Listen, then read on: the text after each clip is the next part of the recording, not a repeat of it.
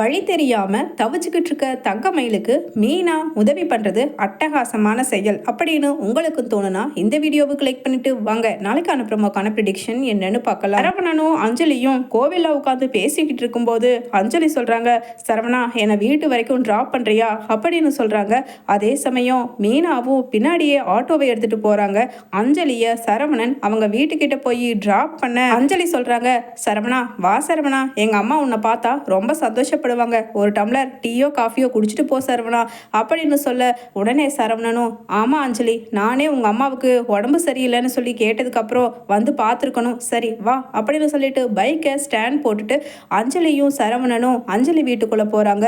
அங்க உட்கார்ந்துருக்கிற அஞ்சலியோட அம்மா சரவணனை பார்த்து, சரவணா வாப்பா நல்லா இருக்கியா, ரொம்ப சந்தோஷம் இத்தனை நாளுக்கு அப்புறம் உன்னை பார்த்தது அப்படின்னு சொல்ல உடனே அஞ்சலியும், அம்மா சரிம்மா நீங்க பேசிக்கிட்டு இருங்க, நான் ஏதாவது லஞ்ச் ப்ரிப்பேர் பண்ணுறேன், சாப்பிட்டு போவியாமா சரவணா அப்படின்னு சொல்ல உடனே அங்கே அவங்க அம்மா சொல்கிறாங்க, அஞ்சலி இரு அஞ்சலி, நானும் வந்து சமைக்கிறதுக்கு ஹெல்ப் பண்ணுறேன், கொஞ்ச நேரம் சரவணன் தம்பி கூட உட்காந்து பேசிட்டு போகலாம். ஏப்பா சரவணா எப்படி போகுது உன்னோட கல்யாண வாழ்க்கையெல்லாம் அப்படின்னு கேட்க உடனே அஞ்சலி சொல்கிறாங்க, அம்மா பேசாமல் விடுங்கம்மா, என்னோட வாழ்க்கை மாதிரி தான் சரவணனோட வாழ்க்கையும் ரொம்ப கேட்குறதுக்கே கஷ்டமான சூழ்நிலையில தான் இப்போ இருக்கான், தயவு செஞ்சு அதை கிளறி நீங்களும் சரவணனோட மனசை காயப்படுத்தாதீங்கம்மா அப்படின்னு அஞ்சலி சொல்ல உடனே, அப்படியாப்பா சரவணா, சரி சரி சரி அம்மா எனக்கு சாப்பாடெல்லாம் வேண்டாம்மா, அஞ்சலி எனக்கு ஒரு கப் காஃபி மட்டும் கொடுப்பா போதும் அப்படின்னு காஃபியை வாங்கி குடிச்சிட்டு சரவணனும் கிளம்பி போயிடுறாரு. அதே சமயம் ஆட்டோவுக்குள்ளே உட்காந்து மறைஞ்சிக்கிட்டு இருக்க மீனா இங்கே எதுக்கு உள்ளே போனார், எப்போ வெளியில் வர்றாரு, என்ன நடக்குதுங்கிறத டீட்டெயிலாக பார்த்தா தான் அங்கே சரவணன் மாமா வாழ்க்கையிலையும் மயிலக்கா வாழ்க்கையிலையும் நம்ம கரெக்டான ஒரு வேவை கிரியேட் பண்ணி தர முடியும் அப்படின்னு நினச்சிக்கிட்டு அங்கே கிளியராக நோட் பண்ணுறாங்க. சரவணன் கிளம்பி போனதுக்கு அப்புறமா சரி அந்த பொண்ணுக்கிட்ட போய் நம்ம உண்மையை சொல்லிடுவோம், இப்போ சரவணன் மாமா கொஞ்சம் கன்ஃபியூஷனில் இருக்காரு, இப்படி நீங்களும் சரவணன் மாமாவும் ஒன்றா சேர்ந்து அடிக்கடி எங்கேயாவது பேசுனதை பார்த்தா மயிலக்கா மனசு ரொம்ப கஷ்டப்படுவாங்க, அதனால் தயவு செஞ்சு இந்த மாதிரி விஷயத்த இதோட அவாய்ட் பண்ணிக்கோங்கன்னு சொல்லி அஞ்சலி கிட்ட சொல்லிட்டு போயிடலாம் அப்படின்னு சரவணன் அங்கே ரோட்டில் மறைஞ்சிட்டாரா அப்படிங்கிறத பார்த்ததுக்கு அப்புறமா மீனா ஆட்டோவிலிருந்து இறங்கி அங்கே அவங்க வீட்டுக்கு முன்னாடி காலடி எடுத்து வைக்கிறாங்க. அதே சமயம் உள்ள அஞ்சலியோட அம்மா பேசுறத கேட்டு ஷாக் ஆகி கதவுக்கு முன்னாடியே நின்றுக்கிட்டே நிற்கிறாங்க மீனா.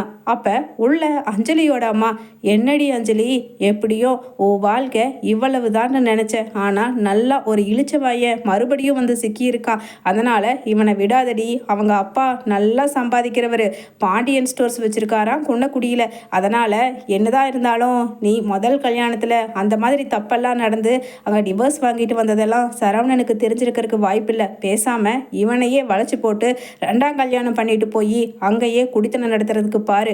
ஆனால் ஒன்றுடி, தப்பி தவறி கூட உன்னோட கடந்த கால வாழ்க்கையில் நீ பண்ணின அந்த தப்பை மட்டும் சரவணன் கிட்ட ஒத்துக்காத, ஏன்னா அது தெரிஞ்சா அதுக்கப்புறம் யாரடி உன்னை கல்யாணம் பண்ணிக்குவா அப்படின்னு சொல்லிக்கிட்டு இருக்க. அப்படியே ஷாக் ஆகிடுறாங்க மீனா. அப்போ இந்த பொண்ணு மேலே ஏதோ தப்பு இருக்கும் போல அப்படின்னு சொல்ல உடனே அங்கே உள்ள அஞ்சலி சொல்கிறாங்க, ஆமாம்மா ஆமாம், எனக்கு ஒரு குழந்தை இருக்குது, அவளையும் சேர்த்து என் புருஷன் கூட அங்கே விட்டுட்டு வந்திருக்கேங்கிறது எல்லாத்தையுமே நான் சரவணன் கிட்ட போய் சொல்ல போகிறேன் பாரு, நீ வேற ஏம்மா, எனக்கு எப்படியோ இவனை கல்யாணம் பண்ணிட்டு அங்கே பாண்டியன் ஸ்டோர்ஸ் ஓனராக போய் கல்லாவில் உட்காந்து பணத்தை என்ற வேலை கிடைச்சா போதும் அப்படின்னு சொல்லிட்டு ரெண்டு பேருமே கேடுகட்டத்தனமாக பிளான் போட்டுக்கு இருக்கிறத மீனா கேட்டுறாங்க. உடனே சரி இவங்க கிட்ட போய் என்ன ஏதுங்கிறத விசாரிப்போம் அப்படின்னு களத்தில் உள்ளே இறங்கி போகிறாங்க மீனா. உடனே வீட்டில் யாருங்க அப்படின்னு கதவை ரெண்டு கையால் தட்ட உள்ளே இருக்கிற அஞ்சலியும் அவங்க அம்மாவும், யாரு நீ யாருமா, உனக்கு என்ன வேணும் அப்படின்னு கேட்க உடனே அங்கே மீனா சொல்கிறாங்க, இப்போ வந்துட்டு போனாரே சரவணன், அவரோட தம்பி ஒய்ஃபு மீனா அப்படின்னு சொல்கிறாங்க. உடனே அஞ்சலியும் ஷாக் ஆகி, எனது சரவணனோட தம்பி காமா கதிர் அப்படின்னு சொல்ல, இல்லை கதிர் இல்லை, அவரோட மூத்தவர் செந்திலோட ஒய்ஃபு தான் நான் அப்படின்னு மீனாவும் சொல்ல உடனே வாமா வா அப்படின்னு சந்தோஷமாக நடிக்க ஆரம்பிக்கிறாங்க. உடனே சாரி இவங்க கிட்ட நம்ம இப்போவே இவங்க பேசுனதை வச்சு கேட்டு இவங்க கெட்டவங்கிறத நம்ம தெரிஞ்சிட்டோங்கிறது அவங்களுக்கு தெரிய வேண்டாம் அப்படின்னு மீனாவும், நான் எதுக்கு வந்திருக்கேன்னா நீங்கள் நீங்கள் இனிமேல் சரவணன் மாமாவை அடிக்கடி பார்த்து பேசுகிறத நிப்பாட்டிக்கங்கன்னு சொல்லிட்டு போகலான்னு தான் வந்தேன் அப்படின்னு மீனா சொல்ல, உடனே அஞ்சலியும் அவங்க அம்மாவும் மாற்றி மாற்றி திருட்டுத்தனமாக ஓரக்கண்ணில் பார்த்துட்டு, என்னது, ஏன் சரவணனை ஏன் நான் பார்க்கக்கூடாது? அவனும் நானும் படிக்கும்போது எவ்வளவு க்ளோஸ் ஃப்ரெண்ட்ஸ் தெரியுமா? சரவணன் கிட்டேயே கேட்டு பாருங்க, நான் எவ்வளவு நல்லவங்கிறது அவனுக்கே தெரியும் அப்படின்னு நடிக்கிறாங்க அஞ்சலியும். உடனே அஞ்சலியோட அம்மாவும், ஏம்மா, ஏன் என் பொண்ணு ஏன் சரவணன் கூட பேசக்கூடாது? அதுதான் சரவணன் தம்பியோட கல்யாண வாழ்க்கை கூட டிவோர்ஸில் போய் நிற்க போகுதுன்னு சொல்லி தம்பி சொல்லியிருக்கு. என் பொண்ணையும் டிவோர்ஸ் பண்ணி இப்போ அவளும் வீட்டில் தனியாக தான் இருக்கான். 2 பேர்த்துக்கும் கல்யாணம் பண்ணி வச்சா ஏக பொருத்தமாக இருக்கும். 2 பேர் வாழ்க்கையிலையும் எப்படியோ இருண்டு போனதில் ஒரு சின்ன ஒளியேற்றி வச்ச மாதிரி இருக்கும் அப்படின்னு சொல்கிறாங்க அஞ்சலியோட அம்மா. உடனே மீனா சொல்கிறாங்க, யாருங்க சொன்னால் சரவணன் மாமாவோட வாழ்க்கை முடிஞ்சு போச்சு, டிவோர்ஸ் ஆக போகுதுங்கிறது உண்மைதான். ஆனால் அது நிரந்தரங்கிறது இன்னும் டிவோர்ஸ் கிடைக்கல தானே? உங்களுக்கு யார் இவ்வளவு உறுதியாக அடுத்தது உங்கள் பொண்ணை கல்யாணம் பண்ணி வைக்கிற லெவலுக்கு நீங்கள் யோசிக்கிற அளவுக்கு அவரோட வாழ்க்கை இன்னும் முடிஞ்சு போகலை. நான் சொல்கிறத சொல்லிட்டேன், இதுக்கு மேலே நீங்கள் என்ன பண்ணுவீங்களோ எனக்கு தெரியாது. ஆனால் ஒன்று, இந்த மீனா இருக்கிற வரைக்கும் சரவணன் மாமாவை தங்கமயில் அக்காவை தவிர வேற யாரையுமே திரும்ப நினச்சி பார்க்கறதுக்கு விடமாட்டேன் அப்படின்னு சொல்லிட்டு போக, உடனே கை தட்டி அழைக்கிறாங்க அஞ்சலி. இதை பாருங்க மீனா, நானும் சொல்கிறேன், முடிஞ்சா சரவணனையும் என்னையும் பிரித்து பாருங்க. நான் சரவணனை கல்யாணம் கட்டிக்க தான் போகிறேன். போங்க போங்க கிளம்புங்க அப்படின்னு சொல்லிட்டு திமிரா பேசுகிறாங்க அஞ்சலி. உடனே மீனாவும், இவகிட்ட நம்ம வந்து பேசுனது நம்ம தப்பு.